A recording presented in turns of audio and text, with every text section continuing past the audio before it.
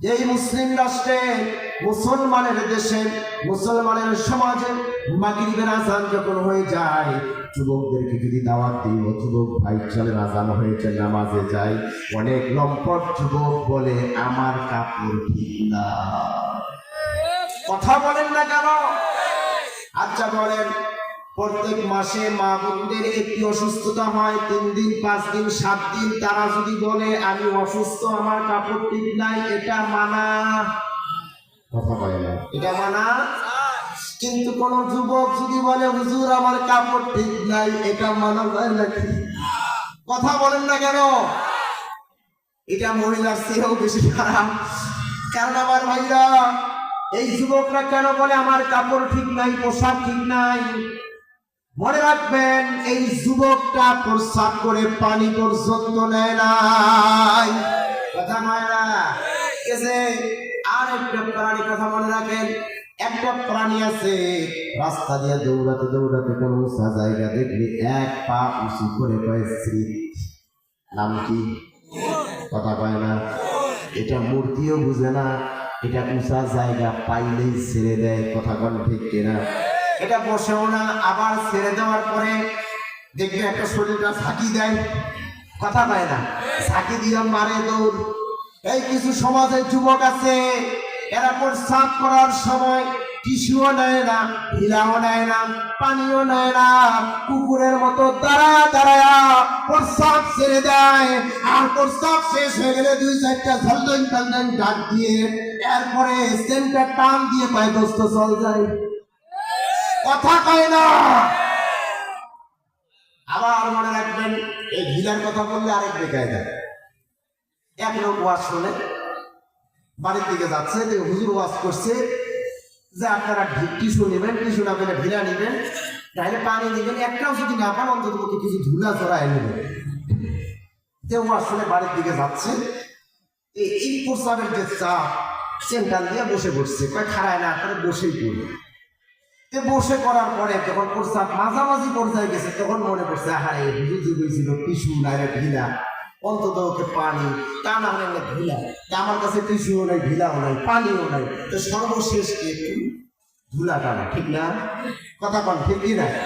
কে করছে কি ধুলা হাসতে, তো ধুলার জায়গায় হাসতে হাসতে পাইছে লাল পিঁপড়ার ঝাঁক।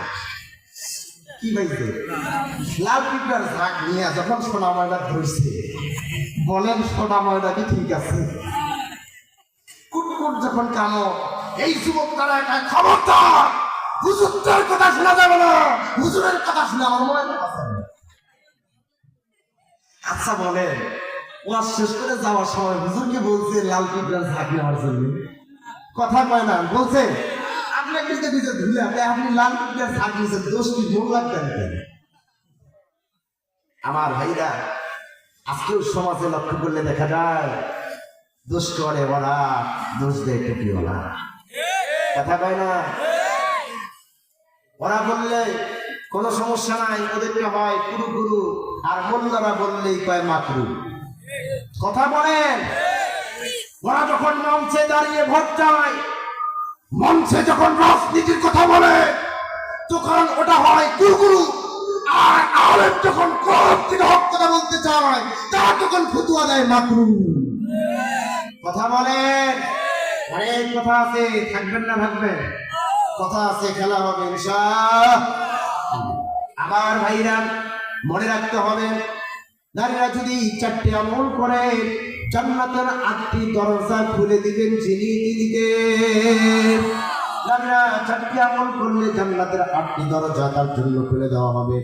1 নম্বরে তারা 5 ওয়াক্ত নামাজ পড়বে। নামাজ যেমন নারীদের দরকার, পুরুষের দরকার নাই। আছে না নাই? আমার ভাইরা, নারীরা 5 ওয়াক্ত নামাজ পড়বে। 2 নাম্বার, নারীরা রমজান মাসে রোজা রাখবে। এবার বলেন তো দেখি, মহিলারা রোজা বেশি করে না পুরুষরা করে? কথা কয় না? মহিলারা করে। মহিলারা দেখবেন রমজান মাসে করে, এরপরে শাওয়াল মাসেও দেখবেন রোজা করে, আবার সোমবার বৃহস্পতিবারেও করে, আবার স্বামী যদি অসুস্থ হয় তারও 2টা মানে করে। কথা কয় না? কিন্তু একটা পুরুষ দেখাতে পারবেন না বউ যদি অসুস্থ হয় একটা পুরুষ রোজা মানে না, ঠিক না? তার মানে পুরুষরাও কয়টা কতক্ষণে মরে, মরলেই 2-4 লাখ আছে না নাই? বউ মরলে বউ পাওয়া যায়, তার সাথে যৌতুক পাওয়া যায়, কথায় কয় না? আর নারীরা চিন্তা করে স্বামী যদি অসুস্থ হয়, দেখবেন রোজা মানছে, 2 দিন পরে সুস্থ হওয়ার পরে জিজ্ঞাসা করবেন বিবি রে ভাত খাও, কয় খাবো না, তাকে রোজা মানছি, কয় কি জন্য, কয় তুমি অসুস্থ হয়েছিলা, কয় কেন তোমার রোজা মানা লাগবে, আমি মরে গেলেই তো হইতো। নাকের পানি আর চোখের পানি একখানে করে কয় গেদুর আব্বু তুমি যদি মইরা যাও আমার হইব কি? কিন্তু মায়েরা স্বামীকে যেমন করে সম্মান শ্রদ্ধা করে রোজা রাখে, 3 নম্বরে ঠিক স্বামীর খেজমত করার দরকার বলেন তো আছে না নাই? মা বোনরা বর্তমান স্বামীর খেজমত করতে চায়, কেন চায় না? মা বোনরা সাবধান হইয়া যান, এতদিন ক্ষমতা ছিল আপনাদের কাছে, এখন কিন্তু না। কথা কন না কেন? এতদিন তাদেরকে কিছু বললে, আমার বউকে 5 দিন আগে আমার বউর সাথে যে কোনো একটা বিষয় নিয়ে কথা বলতে বলতে বউকে বললাম, শোনো খবরদার প্রধানমন্ত্রীর চেয়ার কিন্তু তোমার ঘরে নাই,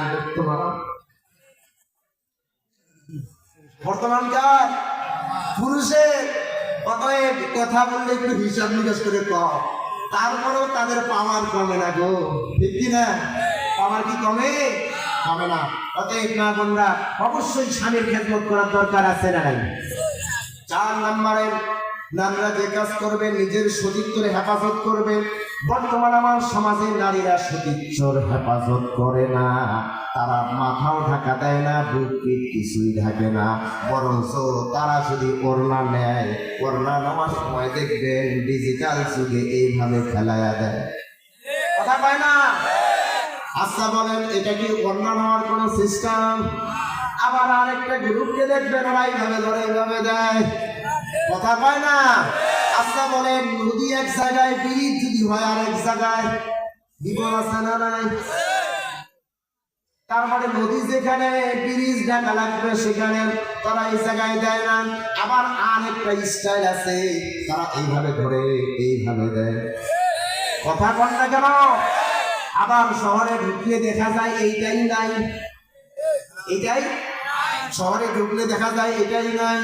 তার মানে আগা করা সব সমান, ওরা যুবকদেরকে নিজের সৌন্দর্যটা দেখাতে চায়। আমার ভাইরা, আপনার আমার স্ত্রীকে নখ পালিশ, ঠোঁট পালিশ, এরপরে আয়নারা, ভুরু, মাস্কারা, মেকআপ যা লাগে, কানের দুল, হাতের চুড়ি, নাকের নাকফুল, তারপরে পায়ের নূপুর কিনে দেই আমরা, আমাদেরকে দেখায় না, বিয়ে বাড়িতে দেখে, কথা পায় না? বাড়িতে যখন থাকে তখন এমন জামা কাপড় পরে থাকে ময়লা চিমটি দিলে মনে হয় উঠে আসবে। আর যখন বিয়ে বাড়িতে যায় খিলখিল খিলখিল করে হাসতে হাসতে যায়, হলুদ অনুষ্ঠানে যায়, তারা দেবর আবার দুলাভাইয়ের সাথে মারামারি পারাপারি করে। আমার ভাইয়েরা, নারীরা সতীত্বের হেফাজত করে সৌন্দর্য দেখাবে স্বামীর কাছে, এটা না দেখায় দেখায় পরকীয়া প্রেমিকের কাছে। এই জন্য আমার একটা ভাই গান কয়া ভাইরাল হয়ে গেছে, পরকীয়া কইরা নাঙ্গের আশা কইরা তোমার ভাতারের ভাত সঙ্গে ও সঙ্গে গো, আধা পেটে মাজা ভাঙ্গে গো, ঠিক না? তার মানে পরকীয়া কথাটা কি খারাপ বলে বললেন আপনারা? শিক্ষা আছে, কথাটা ভাষাটা খারাপ হলেও শিক্ষা আছে। চিন্তা করেন, তারা চিন্তা করে পরকীয়া প্রেমিকের সাথে যোগাযোগ করে, 3 সওয়ালের মা, অবিবাহিত যুবক আউট, কথা পায় না। এরপরে ভুল বুঝাবুঝির পরে 15-20 দিন করে আসে, আমার স্বামীর হাত ধরে, পাও ধরে, তার মানে স্বামী কয় যার সাথে গেছিস তার সাথে থাক, আমার এখানে সুযোগ নাই।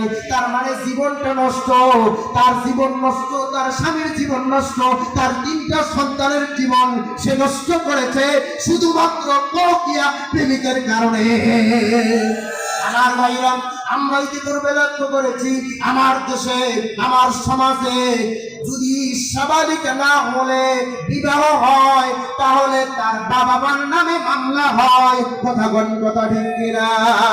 কিন্তু নাবালক থাকা অবস্থায় পার্কে তারা নাইম গাছের গোড়ায় বট গাছের গোড়ায় এরপরে আরো যত অনুষ্ঠান আছে সব অনুষ্ঠানে তারা পরকীয়া করে, প্রেম করে, তাদের বিরুদ্ধে কোনো অ্যাকশন নাই। আমার বিরুদ্ধে বাল্য বিবাহ বন্ধ না করে বাল্য প্রেম বন্ধ করার দরকার আছে না নাই? বাল্য প্রেম যতদিন পর্যন্ত বন্ধ হবে না ততদিন পর্যন্ত সমাজ থেকে ধর্ষণ মুক্ত করা যাবে না।